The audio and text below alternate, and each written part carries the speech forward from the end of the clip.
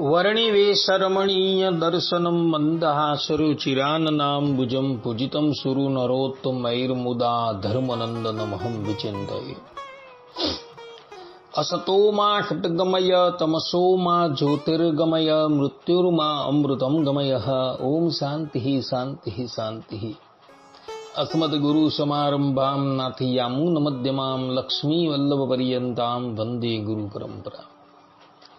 આજની જ્ઞાન સભાની અંદર પધારનારા બધા જ ભગવદ ભક્તોને વેદાંતાચાર્ય પુરાણ ઇતિહાસાચાર્ય એમએ ફિલોસોફી શાસ્ત્રી રાકેશભાઈના હેતપૂર્વક જય સ્વામિનારાયણ। ભક્તો, આજની આ જ્ઞાન સભાની અંદર આપણે બધા દક્ષિણ ભારતમાં આવેલા સેતુ માધવ તીર્થના પ્રાગટ્યની કથા શ્રવણ કરશું। તો બધા જ શ્રોતાગણો આ પ્રવચન એકાગ્ર મને કરીને શ્રવણ કરે। તો સ્કંદ પુરાણમાં બ્રહ્મખંડમાં અધ્યાય 47 થી લઈને અધ્યાય 51માં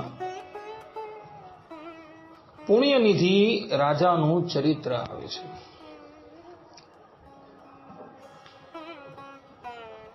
પુણ્યનિધિ રાજા એ ચોલ વંશની અંદર પ્રગટ થયા હતા। દક્ષિણ ભારતમાં પાંડ્ય અને ચોલ વંશીઓનું રાજ્ય ચિરકાલથી પ્રસિદ્ધ છે। આ બંને વંશોમાં મોટા મોટા ધર્માત્મા, ન્યાયશીલ અને ભગવદ ભક્ત રાજા થઈ ગયા હતા।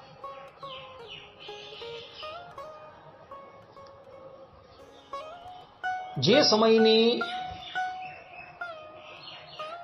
વાત અત્યારે હું કરવા જઈ રહ્યો છું, તે સમયમાં પાંડ્ય વંશની રાજધાની મધુરા હતી, જે વર્તમાન સમયમાં મદુરાઈના નામથી ઓળખાય છે। કે મદુરાઈ પાંડ્ય દેશની રાજધાની હતી અને એ રાજ્યના એક છત્રી શાસક પુણ્યનિધિ રાજા હતા। રાજા અતિશય ધર્માત્મા, ભગવાનના ભક્ત તથા અત્યંત પરગરજ્જુ હતા। યથા રાજા તથા પ્રજા, જે પ્રમાણે રાજા અને રાજાનો પરિવાર હતો તે જ પ્રમાણે પ્રજા પણ એવી જ હતી। પ્રજાની અંદર પણ ધર્મશીલતા, સદાચાર અને ભક્તિના બીજ રોપાયા હતા। જ્યાં જાય ત્યાં કેવલ ભગવદ ભક્તની તથા ભગવાનની જ ચર્ચાઓ સાંભળવા મળતી હતી।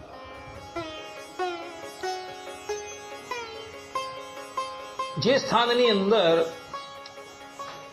રાજા ન્યાયપ્રિય અને ધર્માત્મા હોય ત્યાં પ્રજા પણ એવી જ હોય છે અને એને લઈને દંડ નીતિનો બહુ ઉપયોગ થતો નથી, કારણ કે પ્રજા જે છે એ ધર્માત્મા હોય અને ધર્મશીલ હોવાથી બધા પોતપોતાના ધર્મની અંદર વર્તનારા હોય અને જે સ્થાન પર પ્રજા ધર્માત્મા અને ધર્મશીલ હોય એ જગ્યાએ દંડ નીતિની બહુ જરૂર પડે નહીં। પુણ્યનિધિ રાજાના શાસનની અંદર પણ આવું જ હતું। રાજા પોતે ધર્માત્મા છે, ધર્મશીલ છે, એનો પરિવાર પણ ધર્મશીલ છે, પરોગ્રજ્જુ છે અને પ્રજા પણ એવી જ છે। એક સમયની વાત હતી, પુણ્યનિધિ રાજાએ પોતાના પરિવાર અને થોડા પ્રજાજનોને લઈને સેતુબંધ રામેશ્વરની યાત્રા કરવાનો વિચાર કર્યો. રાજ્યનો ભાર પોતાના પુત્રને સોંપી દીધો અને પુણ્યનિધિ રાજા સેતુબંધ પધારે છે. સેતુબંધ આવી એઓએ એક સ્થાન પર પોતાનો ઉતારો કર્યો અને સેતુબંધ રામેશ્વરમાં ભગવાન શ્રી રામે સ્થાપિત કરેલા ભગવાન શ્રી રામની સેવાની અંદર અર્થાત કે રામેશ્વરની સેવામાં રાજા નિમગ્ન થઈ ગયા. પુણ્યનિધિ રાજા ભગવાન શંકર અને શ્રીમદ નારાયણની અંદર કોઈ પણ જાતનો ભેદ રાખતા ન હતા. કોઈક વખત એ મહાદેવજીની સેવાની અંદર નિમગ્ન થઈ રહેતા હતા અને કોઈક વખત પોતાના આરાધ્ય શ્રીમદ નારાયણ ભગવાનના ચિંતવનમાં એવો નિમગ્ન રહેતા હતા. આમને આમ ઘણા દિવસો ઘણા મહિનાઓ વ્યતીત થઈ ગયા છે. રાજાના મનની અંદર કોઈ પણ જાતની ઈચ્છા નથી, કોઈ કામના નથી. એનું અંતઃકરણ શુદ્ધ થઈ ગયું છે. એના મનની અંદર કેવલ ને કેવલ ભગવાનને પ્રસન્ન કરવાની જ ઈચ્છા છે. અને એટલે માટે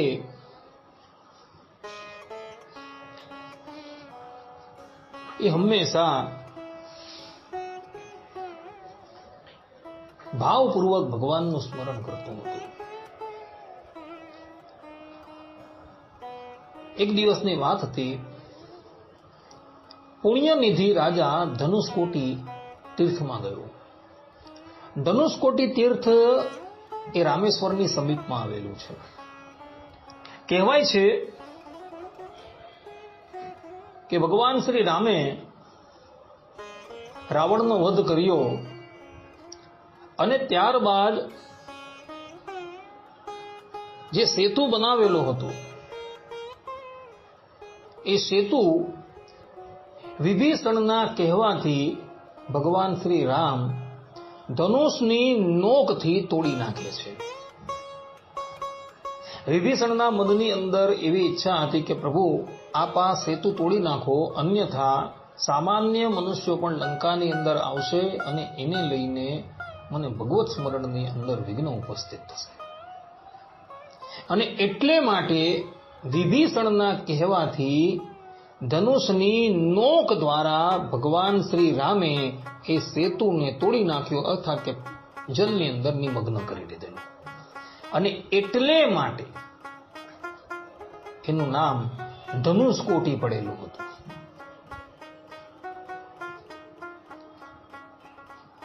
તો આ પુણ્યનિધિ રાજા ધનુષકોટી તીર્થમાં ગયો અને ત્યાં સ્નાનાદિકથી પરવારી એ ધનુષકોટીની અંદર રહેલા તીર્થોમાં એ વિચરણ કરતો હતો. રાજા પુણ્યનિધિ એ તીર્થ સ્થાનોના દર્શન કરી પુનઃ પોતાના ઉતારે આવતો હતો. ત્યાં માર્ગની અંદર પુણ્યનિધિ રાજાને એક સુંદર કન્યા દેખાય. એ કન્યા વાસ્તવમાં કન્યા ન હતી, પરંતુ દ્વિતીય રતિ દેવી હતી. એટલી બધી સુંદર દેખાતી હતી, એટલી બધી સુંદર દેખાતી હતી કે રાજાના મનની ઈચ્છા ન હોવા છતાં પણ એનું મન એ કન્યાની અંદર જોડાઈ ગયું. રાજા કન્યાની પાસે આવે છે અને એને કહે છે કે બેટા તું કોણ છે અને આ સ્થાનની અંદર શું કરે છે? ત્યારે પેલી કન્યા કહે છે કે દેવ, હું અનાથ છું અને હવે આપ જ મારું પાલન પોષણ કરો. રાજાએ કહ્યું કે ભલે બેટા, તું મારા ઘરની અંદર મારી પુત્રી તરીકે રહેજે, કઈ વાંધો નહીં. મારો એક પુત્ર છે અને બીજી તું પુત્રી. મારી રાણી તારું લાલન પાલન કરશે. આ પ્રમાણે જ્યારે પુણ્ય નિધિ રાજાએ કહ્યું ને, એટલે પેલી કન્યા બોલી કે રાજન, હું તમારા ઘરે આવીશ, પરંતુ મારી એક શરત છે. કોઈ પણ પરપુરુષ મારો સ્પર્શ ન કરે, અને કોઈક પરપુરુષ મારો સ્પર્શ કરે તો તમારા દ્વારા એ દંડનીય થાય. આ શરત હોય તો હું તમારા ઘરે આવું. રાજાએ કહ્યું કે ભલે, કઈ વાંધો નહીં. કોઈ પણ પરપુરુષ તારો સ્પર્શ કરશે તો એ મારા દ્વારા દંડનીય થઈ જશે. આ પ્રમાણે રાજાએ પેલી કન્યાને વચન આપ્યું અને પછી એ કન્યા રાજાની સાથે એના મહેલમાં આવે છે. રાજાની રાણી રાજાને પૂછે છે કે આ કન્યા કોણ છે, ત્યારે એ બધી વાત કહે છે. કન્યાને જોઈને રાણીનું મન પણ એની અંદર આકૃષ્ટ થઈ ગયું છે. પછી તો પુણ્યનિધિ રાજા રામેશ્વરથી પોતાના રાજ્યની અંદર આવે છે અને રાજ્યમાં આવી એ પુનઃ રાજ્યનું સંચાલન કરવા લાગે છે. પેલી કન્યા ધીરે ધીરે કરતી મોટી થવા લાગી છે. એક દિવસની વાત હતી. આ કન્યા પોતાની સમાન વયવાળી સખીઓની સાથે ઉદ્યાનમાં જઈ ભગવાનને અર્થે પુષ્પ ચૂંટતી હતી. એવા સમયમાં એક ઘટના બની. એક નવયુવક બ્રાહ્મણ, જેણે પોતાના શરીરની ઉપર શ્વેત વસ્ત્રો ધારણ કરેલા હતા, મસ્તક પર ત્રિપુંડ લગાવેલું હતું અને એક હાથમાં તેણે ગરોળ ધારણ કરેલો હતો. એવી અવસ્થામાં એ બ્રાહ્મણ એ ઉદ્યાનની અંદર આવે છે અને ઉદ્યાનમાં આવી એ પેલી કન્યાનો હાથ પકડી એને કહે છે કે તું મારી સાથે ચાલ. કન્યા તો બ્રાહ્મણે હાથ પકડો એટલે સ્તબ્ધ થઈ ગઈ અને જોર જોરથી બૂમ પાડવા લાગી કે મને આ બ્રાહ્મણથી બચાવો, મને આ બ્રાહ્મણથી બચાવો. કન્યાનો અવાજ સાંભળી રાજાના સૈનિકો અને રાજા પણ ત્યાં આવી ચડ્યા અને આવીને જોયું તો એક બ્રાહ્મણે પેલી કન્યાનો હાથ પકડેલો હતો. કન્યા રાજાને કહે છે કે રાજન, આપે મને વચન આપેલું હતું કે કોઈ પર પુરુષ મારો સ્પર્શ કરે તો એ મારા દ્વારા દંડનીય થશે. આ પર પુરુષે મારો સ્પર્શ કરેલો છે, માટે હવે આ દંડને લાયક છે, માટે હવે એને તમે દંડ કરો. આ પ્રમાણે જ્યારે પેલી કન્યાએ કહ્યું ને, એટલે રાજા પોતાના સૈનિકોને આજ્ઞા કરે છે કે આ બ્રાહ્મણને બેડીથી જકડી કેદખાનામાં નાખી દેવું. ત્યાં એક મંદિર હતું અને મંદિરની સમીપમાં જ એક કેદખાનું હતું. એ બ્રાહ્મણને લઈ જઈ રાજાના સૈનિકોએ એને ત્યાં પૂરી દીધું અને પછી રાજા પોતાની દીકરીને લઈને મહેલમાં આવે છે. આ તરફ રાત્રિને વિશે રાજાએ એક સ્વપ્ન જોયું અને એ સ્વપ્નની અંદર એણે એ દ્રશ્ય જોયું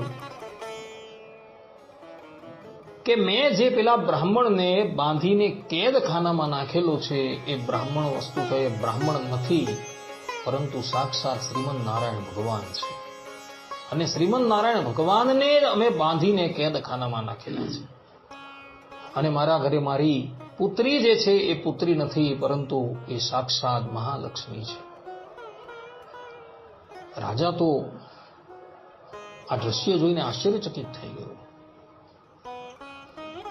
શ્રીમદ નારાયણ ભગવાનનું મેઘ સમાન શ્યામ વર્ણવાળું રૂપ છે. ભગવાને પિતાંબર ધારણ કરેલું છે, ગળામાં કૌસ્તુભ મણિ છે, કાનમાં મકરાકાર કુંડલ છે, મસ્તક પર મુગટ ધારણ કરેલું છે. આવી શોભાથી યુક્ત શ્રીમદ નારાયણ ભગવાનના દર્શન કરી પુણ્યનિધિ રાધા આશ્ચર્યચકિત થઈ જાય છે અને સ્વપ્નોમાંથી જાગી એ મનોમન વિચાર કરવા લાગે છે કે મેં આ શું કાર્ય કર્યું? મેં મારા આરાધ્યને જ બંડી બનાવી દીધા. અને જે પુત્રી મારા ઘરે બિરાજમાન છે એ કોઈ સાધારણ નથી, પરંતુ સાક્ષાત જગદંબા છે, માતા લક્ષ્મી છે. એ તો રાજા દોડતો દોડતો પેલા કેદખાનામાં આવે છે, પોતાના સેવકોને કહે છે કે જલ્દી તમે દ્વાર ઉગાડો. અને જ્યાં દ્વાર ઉગાડે છે ત્યાં એ જુએ છે તો શ્રીમદ નારાયણ ભગવાન બંધનમાં બંધાયેલા છે. અને પેલી કન્યા જે સાક્ષાત મહાલક્ષ્મી હતી એ પણ ત્યાં ઉપસ્થિત છે. રાજા શ્રીમદ નારાયણ ભગવાનના ચરણમાં પડી જાય છે અને ભગવાનને કહે છે કે પ્રભુ, આપ અમારા અપરાધને ક્ષમા કરો. અમને ખબર ન હતી કે બ્રાહ્મણના રૂપમાં આપ આવેલા છો. ભક્તો અપરાધ કરે એ અપરાધને તો આપ ભૂલી જાઓ છો, માટે મારા અપરાધને આપ ક્ષમા કરો. આ પ્રમાણે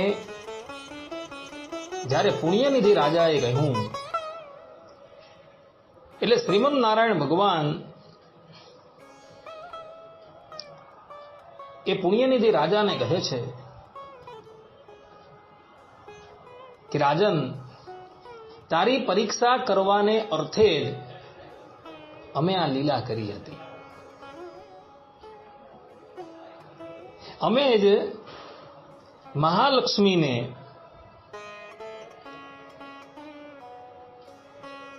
કન્યા રૂપે તારી પાસે મોકલી હતી. તે કન્યા રૂપમાં લક્ષ્મીજીનું ખૂબ લાલન પાલન કરેલું છે, માટે હું તારા પર પ્રસન્ન છું.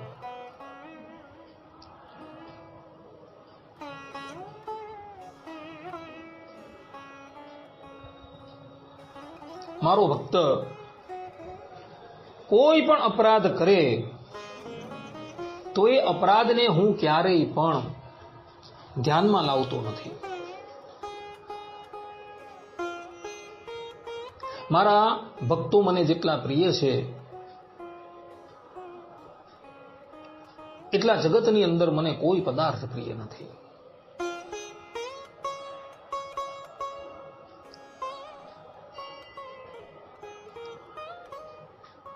ભગવાનની વાત સાંભળી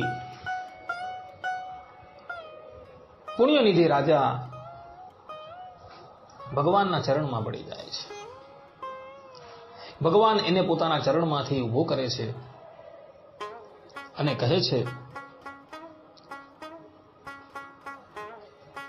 કે પુણ્યનિધિ, જગતમાં બે જ વ્યક્તિ મને બાંધી શકેલા છે, એક માતા યશોદા અને બીજો તું. જ્યારે હું કૃષ્ણ અવતારમાં ગોપીઓના ઘરે જઈ માખણ ચોરી કરતો હતો અને ગોપીઓ મારી માતાને ફરિયાદ કરતી હતી, અને એક દિવસ એની ફરિયાદ સાંભળી મારી માતાએ વિચાર કર્યો કે મારો લાલો રોજ બધાના ઘરે જઈને માખણ આરોગ્ય છે, લાવ આજે હું જ મારા હાથથી માખણ કાઢી મારા લાલાને આરોગાવું. પરંતુ તે વખતે અમે યશોદા જે માટલાની અંદર વલોણું કરતી હતી ત્યાં જઈને અમે એ માટલું ફોડી નાખેલું, જેથી ક્રોધાયમાન થઈ યશોદાએ અમને બાંધવાનું વિચારેલું હતું. નંદગાંવની અંદર, ગોકુળની અંદર જેટલી પણ દોરીઓ હતી એ બધી દોરીઓ ભેગી કરી છતાં પણ તે વખતે હું બંધાયો ન હતો. એવા સમયમાં રાધાજી એકાએક ગોકુળ આવી ચડે છે અને એને સમાચાર પ્રાપ્ત થાય છે કે યશોદામાં આજે લાલાને બાંધવા માટે તૈયાર થયા છે, પરંતુ બંધાતા નથી. ત્યારે એણે પોતાની વેણીમાં રહેલી દોરીને કાઢી લલિતા સખીને આપી હતી, અને એ લલિતા સખીએ જઈને યશોદાને આપી હતી. અને એ દોરી જ્યારે બીજી બધી દોરીઓની સાથે જોડાઈ ત્યારે હું બંધનમાં આવી ગયો હતો. એક યશોદાએ મને બાંધેલો હતો અને બીજો તે મને બાંધેલો છે. મારી પ્રિયા, મારી ધર્મપત્ની લક્ષ્મીજીની તે ખૂબ સેવા કરી છે, અને એને લઈને હું તારા પર સંતુષ્ટ છું. શ્રીમદ નારાયણ ભગવાન તે વખતે પુણ્યનિધિ રાજાને જે શબ્દો કહે છે એ શબ્દ દરેક ભગવદ ભક્તોએ આત્મસાત કરવા યોગ્ય છે. શ્રીમદ નારાયણ ભગવાન કહે છે કે લક્ષ્મીર મમ પ્રિયા રાજંશ ત્વયા સંરક્ષિતા અધુના તેના હમ તવ તુષ્ટોસ્મી મત સ્વરૂપા ત્વિયમ સદા અશ્યામ્યો ભક્તિ માન લોકે સ મદ ભક્તો અભિધીયતે અશ્યામ્યો વિમુખો રાજન મમ દ્વેષી સ્મૃતા સદા. અર્થાત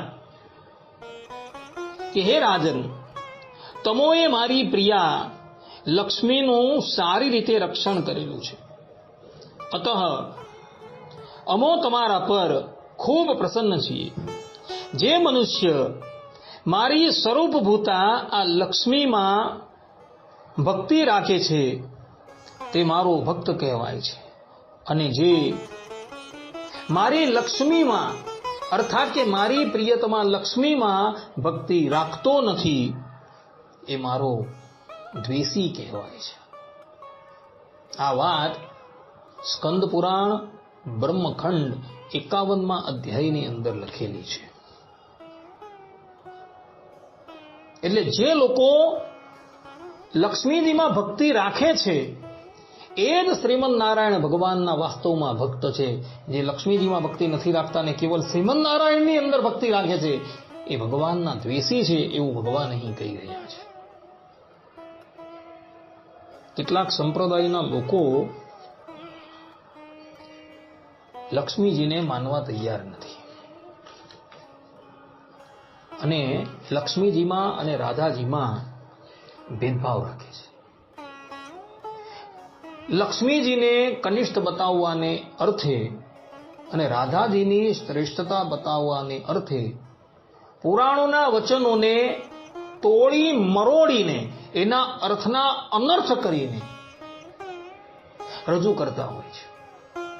વળી કેટલાક લોકો તો એવું કહેતા હોય છે કે વૃંદાવનની અંદર લક્ષ્મીજીની કોઈ જરૂર જ નથી, ત્યાં કેવળ રાધાજીનું જ કાર્ય છે, લક્ષ્મીજીનું કંઈ કામ જ નથી. પરંતુ એ મહામૂર્ખાઓને ખબર નથી કે શ્રીમદ ભાગવતની અંદર એવા પ્રમાણો જોવા મળે છે જેના દ્વારા એ વાત સ્પષ્ટ થાય છે કે વૃંદાવનની અંદર પણ લક્ષ્મીજી બિરાજમાન છે. જેમ કે શ્રીમદ ભાગવતના 10મ સ્કંદના 5મા અધ્યાયના 18મા શ્લોકની અંદર સુખદેવજી મહારાજ કહે છે કે તત આરભ્ય નંદસ્ય વ્રજ સર્વ સમૃદ્ધિમાન હરે નિવાસાત ગુણૈ રમા ક્રીડમ ભૂનૃપ. અર્થાત કે શ્રી કૃષ્ણ જન્મ પછી નંદજીના વ્રજમાં બધી જ સમૃદ્ધિ રહેવા લાગી. શ્રી કૃષ્ણનો નિવાસ અને પોતાના સ્વાભાવિક ગુણોને લીધે વ્રજ લક્ષ્મીજીનું ક્રીડા સ્થાન બની ગયું. જે સમયથી ભગવાન શ્રી કૃષ્ણનું પ્રાગટ્ય વ્રજમાં થયું તે દિવસથી લક્ષ્મીજી ભગવાનનો નિવાસ જાણી વ્રજમાં આવીને વસે છે અને વ્રજ એમને માટે ક્રીડા સ્થાન થઈ ગયું હતું. એટલે લક્ષ્મીજીનો વાસ વૃંદાવનની અંદર છે એવું આ વચનથી સિદ્ધ થાય છે. શ્રીમદ ભાગવતના 10મ સ્કંદના 31મા અધ્યાયના પહેલા શ્લોકમાં જે ગોપી ગીતનો શ્લોક છે તેની અંદર પણ ગોપીઓ શ્રી કૃષ્ણ ભગવાનના વિરહમાં ગાય છે કે જયતિ તે ધિકમ જન્મના વ્રજ શ્રયત ઇન્દિરા શશ્વદત્રહી. અર્થાત કે તમારા જન્મને લીધે વ્રજનો મહિમા વૈકુંઠ આદિ લોકો કરતા પણ વધી ગયો અને લક્ષ્મીજી પણ વ્રજમાં અખંડ રહે છે. તે જ પ્રમાણે શ્રીમદ ભાગવતના 10મ સ્કંદના 29મા અધ્યાયના 39મા શ્લોકમાં ગોપીઓ પુનઃ કહે છે દત્તા ભયમ ચ ભુજદંડ યુગમ વિલોક્ય વક્ષ શ્રીયે કર મણમ ચ ભવામ દાસ્ય. અર્થાત કે શરણાગતોને અભયદાન કરનારી તમારી ભુજાઓને અને લક્ષ્મીજીના ક્રીડા સ્થાન જેવા તમારા વક્ષસ્થળને દેખીને અમે બધી તમારી દાસી થઈ ગઈ છીએ. એટલે શ્રીમદ નારાયણ ભગવાન જે સ્થાન પર બિરાજમાન હોય ત્યાં લક્ષ્મીજી હોય જ. ક્યાં એ અદ્રશ્ય રૂપે હોય, ક્યાં એ સમૃદ્ધિના રૂપમાં હોય, અથવા તો એ મૂર્તિમાન રૂપે હોય. અદ્રશ્ય રૂપમાં હોય ત્યારે એ શ્રીમદ નારાયણ ભગવાનના વક્ષસ્થળની ઉપર બિરાજમાન હોય ચિહ્ન રૂપે, અને સમૃદ્ધિ રૂપે હોય ત્યારે ધન ધાન્યાદિક રૂપે હોય છે, અને પ્રત્યક્ષ રૂપે જો એ બિરાજમાન થવાના હોય તો એ સ્ત્રી રૂપે બિરાજમાન હોય. વ્રજની અંદર મહાલક્ષ્મીજી સમૃદ્ધિ રૂપે બિરાજમાન છે અને અદ્રશ્ય રૂપે ભગવાનના વક્ષસ્થળ પર બિરાજમાન છે. એટલે વૃંદાવનની અંદર લક્ષ્મીજી છે ને છે. એટલે જે લોકો એવું કહે છે કે વૃંદાવનમાં લક્ષ્મીજીની જરૂર નથી, તે લોકોનો આ વાદ જે છે એ સંપૂર્ણપણે ગલત છે.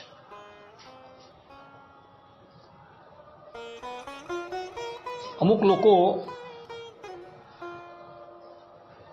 એવું કહે છે કે વૃંદાવનની અંદર લક્ષ્મીજીની શી જરૂર? ત્યાં તો રાધાજીનું સામ્રાજ્ય છે, પ્રેમનું સામ્રાજ્ય છે, ને પ્રેમનું સામ્રાજ્ય હોય ત્યાં ઐશ્વર્યનું કામ નથી. પરંતુ એ લોકોને ખબર નથી કે રાધાજી જે છે એ જ સ્વયં મહાલક્ષ્મી છે અને શ્રી કૃષ્ણ ભગવાન જે છે એ કોઈ અવર નથી, પરંતુ સાક્ષાત શ્રીમદ નારાયણ છે. અને આ વાત કોઈ અવરે નથી કીધેલી. આ વાત સ્વયં બ્રહ્મદેવે પદ્મ પુરાણ પાતાલખંડ 81મા અધ્યાયના 55મા શ્લોકની અંદર કહેલી છે. ત્યાં બ્રહ્મદેવ કહી રહ્યા છે કે સાતુ સાક્ષાત મહાલક્ષ્મી કૃષ્ણો નારાયણ પ્રભુ નૈતયોર વિદ્યતે ભેદ સ્વલ્પોપી મુનિસત્તમ. અર્થાત કે તે રાજાજી સાક્ષાત મહાલક્ષ્મી છે તથા શ્રી કૃષ્ણ સાક્ષાત નારાયણ પ્રભુ છે. હે મુનિવરો, તેમાં સહેજ પણ સંદેહ નથી, તેઓમાં કિંચિત માત્રનો ભેદ નથી. આ વાત કોણે કહી છે? બ્રહ્મદેવે. ત્યાં કીધેલી છે પદ્મ પુરાણ પાતાલ ખંડ 81માં અધ્યાયના 55માં શ્લોકમાં કીધેલી છે. એટલે જે લોકો લક્ષ્મીજીનો નિષેધ કરે છે એ રાધાજીનો નિષેધ કરે છે. એ લોકોને ખબર નથી કે આપણે લોકો સૌથી મોટો અપરાધ કરી રહ્યા છે. કારણ કે સ્કંદ પુરાણ બ્રહ્મખંડ 51માં અધ્યાયની અંદર શ્રીમદ નારાયણ ભગવાન પોતાના સ્વમુખે કહે છે કે જે મારી અંદર ભક્તિ રાખે છે અને લક્ષ્મીજીમાં ભક્તિ નથી રાખતો એ મારો ભક્ત નથી, એ મારો દ્વેષી છે. અમુક સંપ્રદાયના લોકો આવા છે ભક્તો કે એ લોકો લક્ષ્મીજીને નથી માનતા અને રાધાજીને માને, જ્યારે બીજા લોકો છે એવા છે કે જે મહાલક્ષ્મીને માને છે, રાધાજીને નથી માનતા. જ્યારે આપણા સંપ્રદાયની અંદર બંનેનો આદર છે. આપણા દરેક મંદિરની અંદર તમે જોજો કે રાધા કૃષ્ણનું સ્વરૂપ હશે, કે લક્ષ્મીનારાયણનું સ્વરૂપ હશે. ને ભગવાન સ્વામિનારાયણ સ્પષ્ટ રૂપે શિક્ષાપત્રીની અંદર કહે છે અતત્યાસો સ્વરૂપેષુ ભેદો જ્ઞેયો સર્વથા. આ પ્રમાણે કહી ભગવાન સ્વામિનારાયણ ભગવાનના સ્વરૂપોમાં ભેદ જાણવાની સ્પષ્ટ રૂપે મનાઈ કરે છે. હવે આ પ્રમાણેની વસ્તુ સ્થિતિ હોવા છતાં પણ લોકો ભગવાનના સ્વરૂપમાં ભેદભાવ રાખે છે, લક્ષ્મીજી અને રાધાજીમાં ભેદભાવ રાખે છે. જ્યારે બ્રહ્મ વૈવત પુરાણ પ્રકૃતિ ખંડની અંદર એવા વચન છે કે જ્યારે સૃષ્ટિની ઉત્પત્તિ થવાની હતી ત્યારે એક જ પ્રકૃતિ એ 5 રૂપની અંદર વિભક્ત થઈ ગઈ. એક લક્ષ્મીજી રૂપે, બીજી રાધાજી રૂપે, ત્રીજી દુર્ગા રૂપે, ચોથી સરસ્વતી રૂપે અને 5મી સાવિત્રી રૂપે. એક જ પ્રકૃતિ 5 રૂપની અંદર વિભક્ત થઈ જાય છે અને વિભિન્ન ભગવાનના સ્વરૂપની અંદર જઈને સ્થિત થઈ જાય છે. રાધાજી ભગવાન શ્રી કૃષ્ણની પાસે સ્થિત થાય છે, લક્ષ્મીજી શ્રીમદ નારાયણની પાસે સ્થિત થાય છે, સરસ્વતી અને સાવિત્રી બ્રહ્માજીની પાસે સ્થિત થઈ જાય છે અને દુર્ગાજી ભગવાન શંકરની પાસે જઈને સ્થિત થાય છે. આ પ્રમાણેની વસ્તુ સ્થિતિ હોવા જ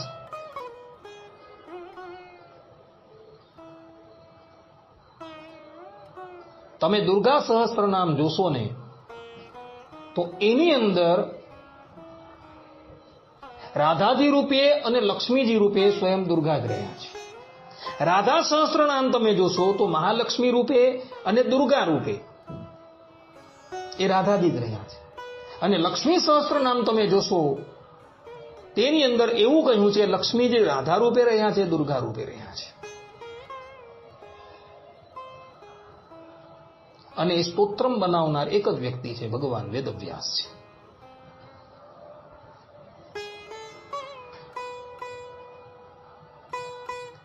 એટલે ભગવાનના સ્વરૂપની અંદર કોઈ ભેદ નથી અને ભગવાનની જે પ્રિય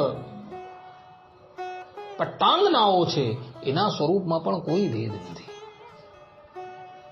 છતાં પણ તમે આજે વૃંદાવન જશો ને તો વૃંદાવનની અંદર વૃંદાવનની સીમાની બહાર લક્ષ્મીજીના મંદિરને જોશો તમે અને ત્યાં રહેલા અજ્ઞાનીઓ એવું કહેશે કે લક્ષ્મીજીની કોઈ જરૂર ન હોવાથી લક્ષ્મીજીને વૃંદાવનની બહાર પધરાવેલા છે.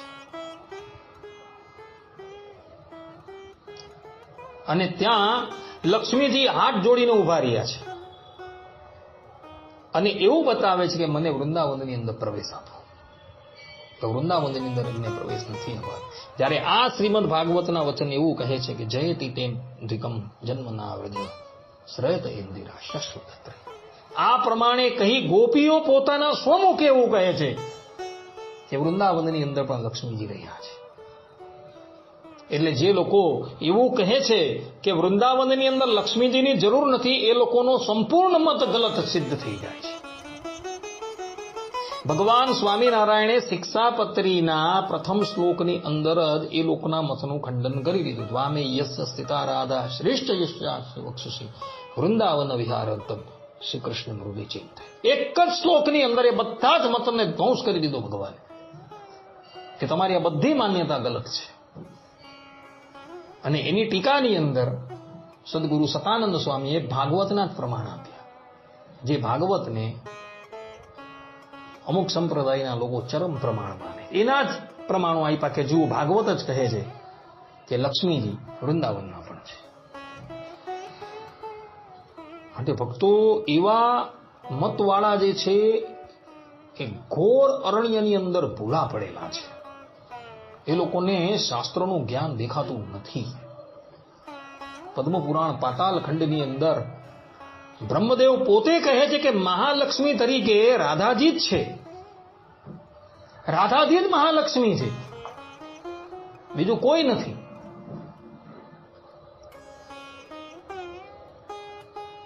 એટલે એવા મતવાળા ઘોર મહાઅરણ્યની અંદર ભૂલા પડેલા છે ભક્તો. એટલે એ લોકોનો મત આદર કરવા યોગ્ય નથી. ત્યારબાદ પુણ્યનિધિ રાજા મહાલક્ષ્મીની પાસે જાય છે અને એની પણ ક્ષમા યાચના માંગે છે. ત્યારે મહાલક્ષ્મી પણ રાજાને કહે છે કે રાજન, તમોએ ઘણા વર્ષો પર્યંત મારું પાલન પોષણ કરેલું છે. હું તમારા ઘરની અંદર ખૂબ સુખપૂર્વક રહેલી છું. અમે લોકોએ તો તમારી પરીક્ષા કરવાને અર્થે આ લીલા રચેલી હતી. હું તમને આશીર્વાદ આપું છું કે મારી અંદર અને મારા સ્વામીની અંદર તમારી અવિચલ ભક્તિ રહેશે. આ પ્રમાણે લક્ષ્મીજીએ પુણ્યનિધિ રાજાને આશીર્વાદ આપેલા છે. ત્યારબાદ શ્રીમદ નારાયણ ભગવાન પુણ્યનિધિ રાજાને કહે છે કે રાજન, તમોએ મને જે સ્થળે બાંધેલો હતો અને આ બંધન ઘણું મધુર છે, અને હું પણ ક્યારેય ઈચ્છતો નથી કે હું આ બંધનમાંથી મુક્ત થાઉં. અને આની સ્મૃતિ લુપ્તપ્રાય થાય. અને એટલે માટે આજથી હું આ સેતુબંધ રામેશ્વરની પાસે સેતુ માધવ તરીકે વિરાજમાન થઈશ અને ચિરકાલ પર્યંત આ સ્થાન પર હું અર્ચા વિગ્રહ તરીકે વિરાજમાન થઈશ. આ પ્રમાણે કહી શ્રીમદ નારાયણ ભગવાન પોતે મૂર્તિના રૂપમાં પરિણિત થઈ ગયા. તે આજે પણ સેતુબંધ રામેશ્વર પર, જ્યાં એક બાજુ ભોળાનાથ રામેશ્વર રૂપે વિરાજમાન છે, તો બીજી બાજુ એ જ શ્રીમદ નારાયણ ભગવાન સેતુ માધવ તરીકે વિરાજમાન છે. એનું કારણ આ છે. પુણ્યનિધિ રાજાએ શ્રીમદ નારાયણ ભગવાનને પ્રેમ રૂપી દોરીથી બાંધેલા હતા અને શ્રીમદ નારાયણ ભગવાન પણ એ પ્રેમ રૂપી દોરીથી બંધાયા હતા અને બંધનથી છૂટવા માંગતા ન હતા. એની સ્મૃતિ ચિરકાલ પર્યંત ચિરંજીવી રહે એટલે શ્રીમદ નારાયણ ભગવાન સેતુબંધ રામેશ્વર પર સેતુ માધવ તરીકે વિરાજમાન થયા છે. આ પ્રમાણે સેતુ માધવના પ્રાગટ્યની કથા સ્કંદ પુરાણના બ્રહ્મખંડની અંદર જોવા મળે છે. તો તમે લોકો પણ જ્યારે રામેશ્વરની યાત્રા કરો ત્યારે સેતુ માધવની યાત્રા કરવાનું ચૂકતા નહીં. સેતુ માધવના પ્રાગટ્યની કથા સ્કંદ પુરાણની અંદર આવે છે. કારણ કે જ્યાં લોકોને આ કથા વિશે જ્ઞાન છે નહીં અને એને લઈને એ લોકો કેવલ રામેશ્વરના દર્શન કરી આવે છે, પરંતુ સેતુ માધવના દર્શન કરવા નથી જતા. પરંતુ આ સેતુ માધવ પણ એક મહત્વનું તીર્થ છે અને એનો મહિમા સ્કંદ પુરાણમાં છે, જે સ્કંદ પુરાણમાં મોટે ભાગે ભગવાન શંકરનો મહિમા છે. એ જગ્યાએ આ સેતુ માધવની કથા જોવા મળે છે. તે પછી તો પુણ્યનિધિ રાજા પોતાના ઘરે આવે છે. પોતાનું તન મન અને ધન એ તો એણે ભગવાનના ચરણની અંદર અર્પણ કરી દીધેલું હતું. સમય આવતા પુણ્યનિધિ રાજા સિંહાસન પર પોતાના પુત્રની સ્થાપના કરે છે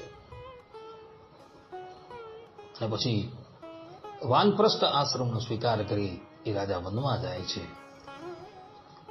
અને પોતાના મનને ભગવાનના ચરણારવિંદની અંદર લગાવી થોડા સમયમાં સંસારથી મુક્ત થઈ જાય છે અને ભગવાનનું સાયુજ્ય પ્રાપ્ત કરે છે.